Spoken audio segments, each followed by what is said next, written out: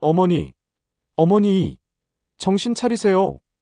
응급실 복도에 사이렌 소리가 울려 퍼졌습니다. 침대에 누운 72살 김영자 할머니의 얼굴은 창백했고 산소 마스크 너머로 가쁜 숨소리만 들려왔습니다. 혈압 210, 당뇨 수치 400 넘었습니다. 대상포진도 심각한 상태입니다. 의사들이 급하게 움직였습니다. 복도에서 기다리던 사람들이 수군거렸습니다. 저 집 며느리가 글쎄 그렇게 효녀라며 시어머니 극진히 모신다고 소문났던데. 맞아요. 맨날 손잡고 다니고 병원도 꼬박꼬박 모시고 다녔다던데요. 그런데 어쩌다 이렇게 된 거래? 아무도 몰랐습니다.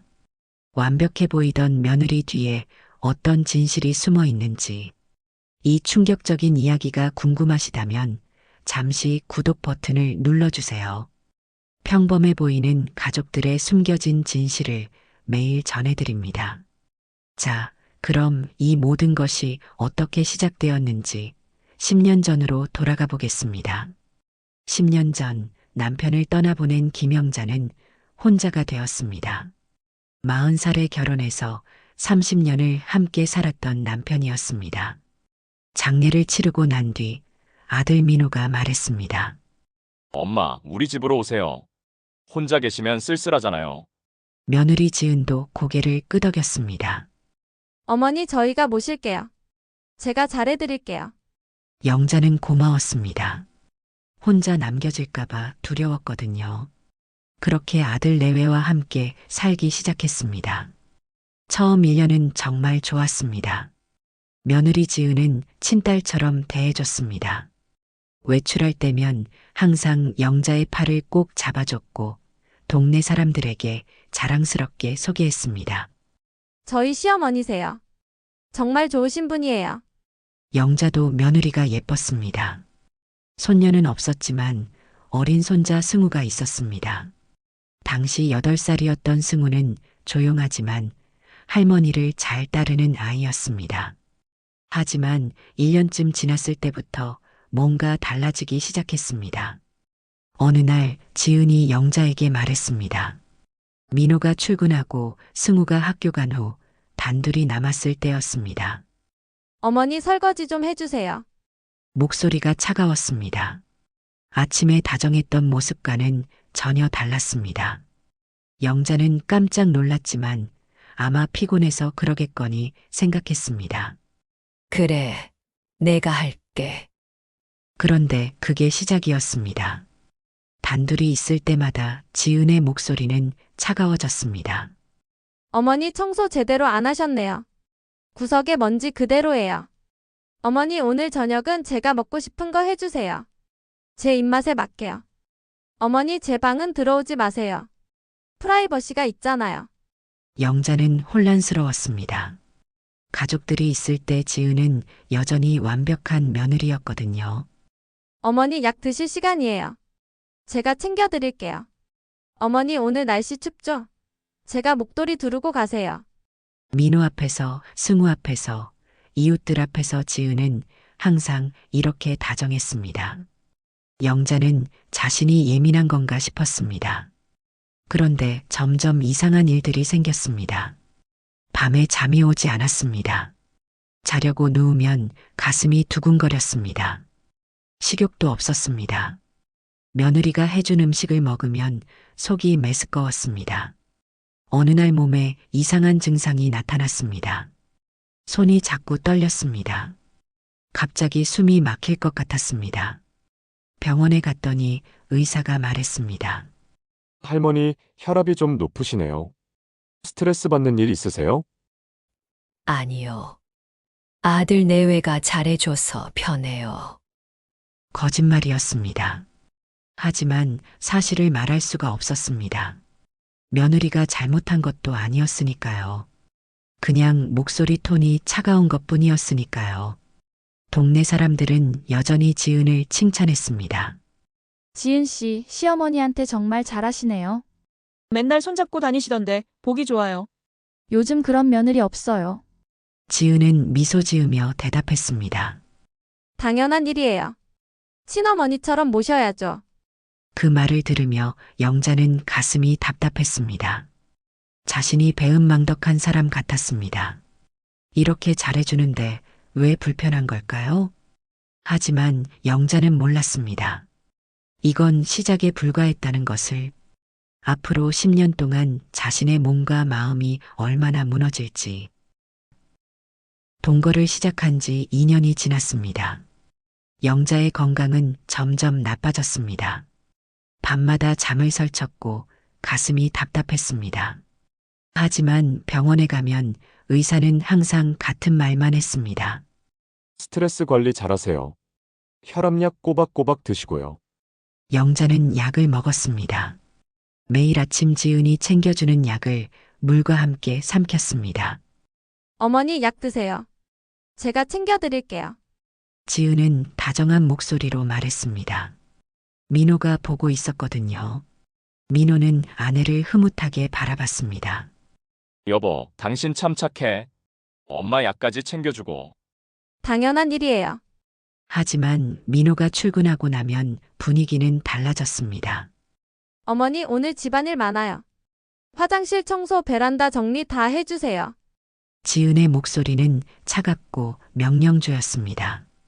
영자는 고개를 끄덕였습니다. 알았어. 그런데 이상했습니다. 약을 먹어도 혈압이 떨어지지 않았습니다. 오히려 더 오르는 것 같았습니다. 당뇨 수치도 점점 높아졌습니다. 동거 3년째 영자는 당뇨 진단을 받았습니다. 할머니, 혈당 관리 잘하셔야 해요. 저염식, 저당식 식단 지키시고요. 영자는 집에 와서 며느리에게 말했습니다. 지은아, 의사가 저염식 하래. 지은은 민호 앞에서 걱정스러운 표정을 지었습니다. 어머니 걱정하지 마세요. 제가 저염식으로 요리해드릴게요. 민호가 말했습니다. 엄마, 우리 집사람 요리 잘하잖아요. 맡겨두세요.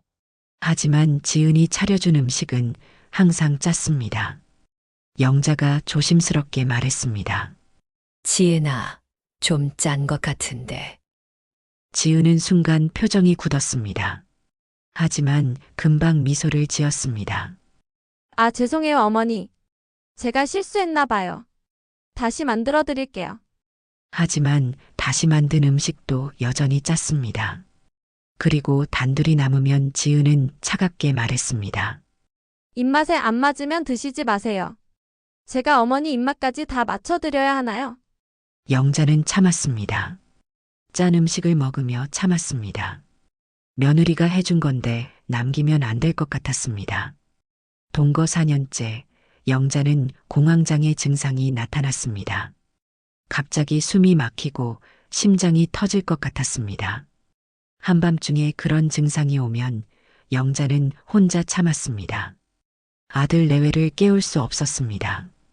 하지만 어느 날 낮에 증상이 왔습니다. 거실에서 갑자기 숨이 막혔습니다.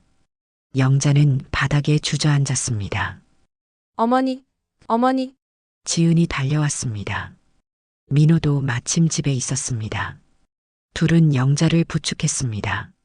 엄마, 괜찮으세요? 병원 가야 해요. 지은의 목소리는 다급했습니다. 병원에 갔더니 의사가 말했습니다. 공황장애 증상이네요. 극심한 스트레스 때문입니다. 혹시 무슨 일 있으세요? 영자는 고개를 저었습니다. 없어요. 민호가 걱정스럽게 물었습니다. 엄마, 우리 집에서 불편한 거 있어요? 아니야. 너희가 잘해주는데 뭐가 불편하겠니? 지은이 영자의 손을 꼭 잡았습니다. 어머니, 저희가 더 신경 쓸게요. 건강이 제일 중요해요. 민호는 아내의 모습에 감동했습니다. 여보, 고마워. 우리 엄마 잘 부탁해. 걱정하지 마요. 하지만 집에 돌아오자마자 민호가 출근하고 나서 지은의 태도는 달라졌습니다. 어머니 공황장애 약 드세요. 그리고 오늘 점심 준비해 주세요. 제가 친구들 초대했거든요. 영자는 멍하니 며느리를 바라봤습니다. 내가 지금 이 상태로 제 친구들이 오는 건데 어머니가 안 하시면 누가 하죠? 그날 영자는 비틀거리며 음식을 준비했습니다. 손이 떨렸고 식은땀이 났습니다. 하지만 며느리 친구들 앞에서 지은은 완벽했습니다. 우리 시어머니가 해주신 거예요. 정성이 대단하시죠? 친구들은 감탄했습니다. 지은아, 너 정말 복 받았다. 시어머니가 이렇게 잘하시니까 시집살이가 없겠네. 아니에요. 제가 더 잘해드려야죠. 그 말을 들으며 영자는 어지러웠습니다. 정말 내가 이상한 걸까요? 이렇게 잘해주는 며느리인데. 하지만 밤마다 잠들지 못하는 자신이 있었습니다. 아침마다 약을 먹어도 나아지지 않는 몸이 있었습니다. 그리고 점점 더 깊어지는 외로움이 있었습니다. 동거 5년째 영자의 체중은 10kg이 빠졌습니다. 식욕이 없었습니다. 거울을 보면 낯선 사람이 보였습니다. 야윈 얼굴, 깊어진 주름, 생기 없는 눈. 동네 사람들이 걱정했습니다. 영자 씨, 많이 야위셨네요. 어디 아프세요? 지은이 대신 대답했습니다. 어머니가 요즘 입맛이 없으시대요. 제가 이것저것 해드려도 잘 안 드세요. 걱정이에요. 그 말에 사람들은 지은을 더 칭찬했습니다. 며느리가 저렇게 신경 쓰는데도 그러시니 어쩌겠어요. 영자는 아무 말도 하지 못했습니다. 자신도 이유를 몰랐으니까요. 왜 이렇게 힘든지, 왜 이렇게 아픈지. 하지만 누군가는 알고 있었습니다. 손자 승우였습니다. 조용히 지켜보던 소녀는 무언가 이상하다는 걸 느끼고 있었습니다. 마이너스. 동거 6년째 영자의 면역력은 바닥에 떨어졌습니다. 감기가 자주 왔고 작은 상처도 잘 낫지 않았습니다. 몸이 점점 말을 듣지 않았습니다. 어느 날 아침 영자는 등에 이상한 통증을 느꼈습니다. 따끔거리고 화끈거렸습니다. 거울을 보니 붉은 발진이 띠처럼 올라와 있었습니다. 대상포진이었습니다. 병원에 갔더니 의사가 심각한 얼굴로 말했습니다. 할머니, 대상포진이 꽤 심하네요. 면역력이 많이 떨어지셨어요. 요즘 스트레스 많이 받으세요? 영자는 대답할 수 없었습니다. 의사가 계속 물었습니다. 가족 관계는 괜찮으세요? 혹시 집에서 힘든 일 있으세요? 아니요. 다들 잘해줘요. 그 말을 하면서도 목이 메었습니다. 의사는 처방전을 쓰며 말했습니다. 약 꼭 드세요. 그리고 충분히 쉬셔야 해요. 스트레스 받는 상황은 피하시고요. 집에 돌아와 영자는 지은에게 말했습니다. 지은아, 내가 대상포진이래. 좀 쉬어야 한대. 지은은 민호 앞에서 놀란 표정을 지었습니다. 어머니, 어쩌죠? 제가 집안일 다 할게요. 푹 쉬세요. 민호가 고마워하며 말했습니다. 여보, 미안해. 일하면서 엄마까지 챙기려니 힘들지? 괜찮아요. 어머니 건강이 제일 중요하죠. 하지만 민호가 출근한 후 지은은 영자의 방문을 열었습니다. 어머니 그래도 설거지는 하셔야죠. 저 혼자 다 하기 힘들어요. 통증이 심했지만 영자는 일어났습니다. 설거지를 하는데 등이 너무 아파서 눈물이 났습니다. 그런데 더 이상한 일이 생겼습니다. 약을 먹어도 대상포진이 나아지지 않았습니다. 오히려 더 퍼지는 것 같았습니다. 손자 승우가 할머니 방에 들어왔습니다. 할머니 괜찮으세요? 응. 괜찮아. 약은 잘 드세요? 응. 엄마가 챙겨줘서 먹고 있어. 승우는 할머니 침대 옆 약통을 보았습니다. 뭔가 이상했습니다. 약통이 2개였습니다. 하나는 병원에서 받은 것 같았고 하나는 달랐습니다. 할머니 약을 2가지 드세요? 응. 엄마가 주는 대로 먹는데. 승우는 의심이 들었습니다. 할머니가 화장실 가신 사이에 약통을 열어봤습니다. 그런데 이상했습니다. 병원 약통에 들어있는 약이 다른 것 같았습니다. 승우는 몰래 약을 하나 꺼내서 자기 방으로 가져갔습니다. 인터넷으로 검색해 봤습니다. 이건 비타민이잖아? 승우는 충격을 받았습니다. 할머니 약통에 진짜 약이 아니라 비타민이 들어 있었습니다. 누가 바꿔치기 한 걸까요? 승우는 쓰레기통을 뒤졌습니다. 그리고 발견했습니다. 할머니 이름이 적힌 진짜 대상포진 약이 버려져 있었습니다. 심장이 뛰었습니다. 이게 무슨 일일까요? 누가 이런 일을 했을까요? 승우는 며칠 동안 관찰했습니다. 그리고 알게 되었습니다. 매일 아침 어머니 지은이 할머니께 약을 가져다 드릴 때 약통에서 꺼낸 건 가짜 약이었습니다. 승우는 믿을 수 없었습니다. 하지만 확실했습니다. 어머니가 할머니 약을 바꿔치기 하고 있었습니다. 왜요? 왜 그런 거예요? 승우는 혼란스러웠습니다. 그렇게 착한 어머니가, 동네에서 효녀로 소문난 어머니가, 승우는 더 관찰했습니다. 그리고 점점 더 이상한 것들을 발견했습니다. 어머니 지은은 아버지 민호가 있을 때와 없을 때가 완전히 달랐습니다. 아버지 앞에서는 다정했지만 단둘이 있을 때는 차갑고 명령조였습니다. 어느 날 승우는 녹음기를 할머니 방에 몰래 숨겨놓았습니다. 증거를 확보해야 한다고 생각했습니다. 며칠 후 녹음기를 회수해서 들어봤습니다. 그리고 충격을 받았습니다. 어머니 집안일 좀 제대로 하세요. 이게 뭐예요? 어머니 병원은 당분간 가지 마세요. 돈 아까우니까. 어머니가 빨리 좋아지셨으면 좋겠어요. 아니 사실은. 됐어요. 마지막 문장은 끝까지 말하지 않았지만 승우는 느낄 수 있었습니다. 차갑고 무서운 의도를. 승우는 며칠 동안 고민했습니다. 아버지에게 말해야 할까요? 하지만 믿어줄까요? 어머니는 아버지 앞에서 완벽했으니까요. 그러던 어느 날 더 심각한 일이 생겼습니다. 영자의 당뇨 수치가 급격히 올라갔습니다. 400을 넘어섰습니다. 혈압도 200을 넘었습니다. 몸이 붓기 시작했고 숨쉬기도 힘들어졌습니다. 승우는 더 이상 참을 수 없었습니다. 하지만 어떻게 해야 할지 몰랐습니다. 18살 고등학생이 할 수 있는 일이 뭐가 있을까요? 그날 밤 승우는 할머니 방에 들어갔습니다. 할머니 괜찮으세요? 영자는 힘겹게 웃었습니다. 괜찮아. 걱정하지 마. 할머니, 저한테 솔직하게 말씀해 주세요. 우리 엄마가 할머니한테 잘해줘요? 영자는 깜짝 놀랐습니다.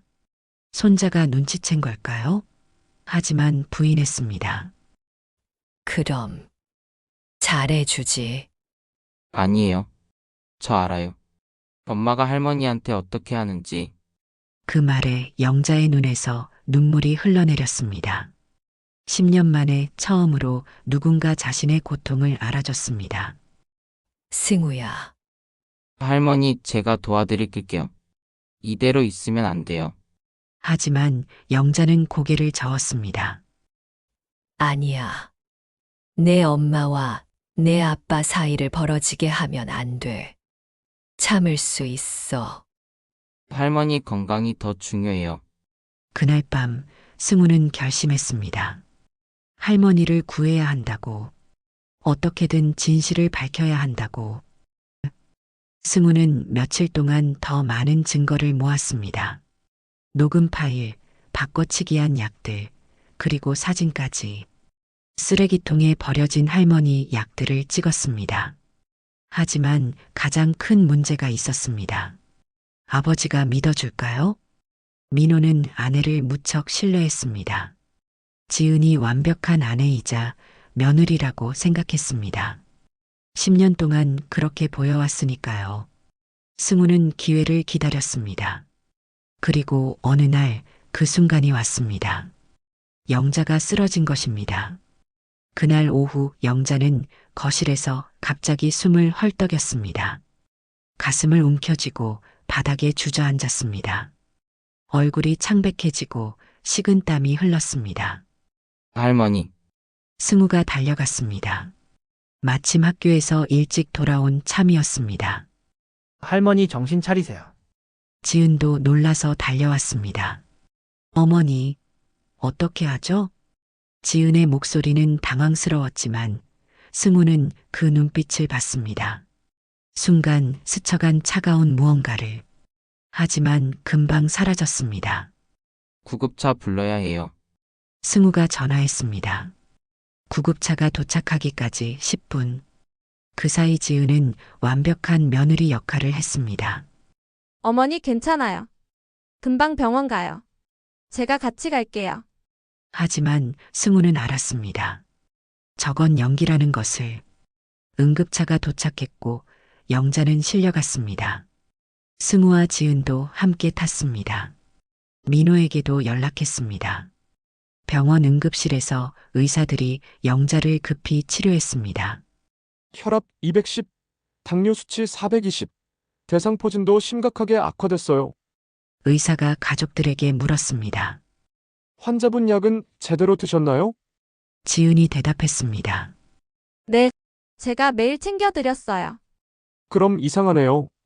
이 정도면 약을 전혀 안 드신 것처럼 보이는데요. 그 말에 지은의 얼굴이 굳었습니다. 하지만 금방 걱정스러운 표정으로 바뀌었습니다. 어머니가 몰래 약을 안 드신 건 아닐까요? 가끔 깜빡하시거든요. 승우는 참을 수 없었습니다. 아니에요. 할머니는 약을 드셨어요. 근데 그게 진짜 약이 아니었어요. 모두가 승우를 쳐다봤습니다. 지은의 얼굴이 창백해졌습니다. 승우야, 무슨 소리야? 엄마가 할머니 약을 바꿔치기 했어요. 진짜 약 버리고 비타민 넣었어요. 지은이 황당하다는 듯 말했습니다. 너 지금 무슨 말을 하는 거니? 엄마가 왜 그런 짓을 해? 증거 있어요. 승우는 핸드폰을 꺼냈습니다. 그리고 사진들을 보여줬습니다. 쓰레기통에 버려진 약들, 약통 사진들. 그때 민호가 병원에 도착했습니다. 무슨 일이야? 엄마는? 아버지, 이것 좀 보세요. 승우는 아버지에게 사진들을 보여줬습니다. 민호는 혼란스러워했습니다. 이게 뭐니? 할머니 약이요. 엄마가 버린 거예요. 그리고 가짜 약을 넣었어요. 지은이 억울하다는 듯 말했습니다. 여보, 나 아니야. 승우가 착각한 거야. 내가 왜 어머니한테 그런 짓을 해? 승우는 녹음 파일을 재생했습니다. 지은의 목소리가 흘러나왔습니다. 어머니 집안일 좀 제대로 하세요. 이게 뭐예요? 어머니 병원은 당분간 가지 마세요. 돈 아까우니까. 어머니가 빨리 좋아지셨으면 좋겠어요. 아니, 사실은 녹음이 멈췄습니다. 복도가 조용해졌습니다. 민호는 믿을 수 없다는 표정으로 아내를 봤습니다. 여보, 이게 정말 당신 목소리야? 지은은 눈물을 흘렸습니다. 여보, 나는 말을 잇지 못했습니다. 변명할 수가 없었습니다. 증거가 너무 확실했으니까요. 의사가 나왔습니다. 환자분 보호자 누구세요? 저요. 민호가 떨리는 목소리로 대답했습니다. 환자분 상태가 매우 심각합니다. 장기간 극심한 스트레스와 제대로 된 치료를 받지 못해서 합병증이 왔어요. 지금 중환자실로 옮겼습니다. 민호는 무너져 내렸습니다. 의자에 주저앉으며 머리를 감쌌습니다. 내가 몰랐어. 10년 동안 엄마가 이렇게 고생하는 줄. 지은은 계속 울었습니다. 하지만 이제 아무도 위로하지 않았습니다. 승우는 조용히 중환자실 창문 너머로 할머니를 봤습니다. 산소 마스크를 쓰고 누워 계신 할머니. 얼마나 힘드셨을까요? 10년 동안 혼자서. 그때 민호가 아내에게 물었습니다. 왜 그랬어? 우리 엄마가 당신한테 뭘 잘못했어? 지은은 대답하지 못했습니다. 아니, 대답할 수 없었습니다. 자신도 정확히 모르니까요. 왜 그랬는지. 하지만 승우는 느꼈습니다.